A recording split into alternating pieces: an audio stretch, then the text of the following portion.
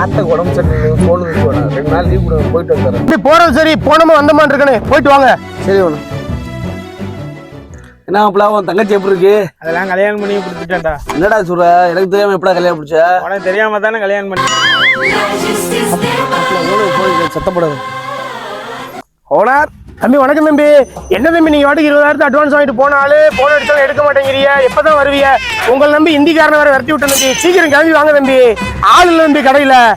Owner, எங்க தாத்தாக்கு முடியல வந்த ஓனர், வந்த இடத்துல எங்க அப்பத்தாக்கு முடியாம போச்சு ஓனர், சரிப்படுத்தி வந்துரு ஓனர். எப்ப போன் பண்ணாலும் ஏதாவது ஒரு காரணத்தை சொல்லிக்கிட்டே இருக்கானே, இவனை என்ன செய்யறது? இன்னைக்கு அவன் ஊருக்கே போய் அவன் வீட்டுல போய் நேரம் ஆளை பாத்துட வேண்டியதான், வேற வழியே இல்ல. தம்பி வணக்கம் தம்பி.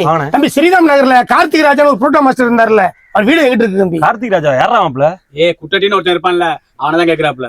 நேரா போங்க, 3வது சந்திர 4வது வீடுங்க. சரி தம்பி.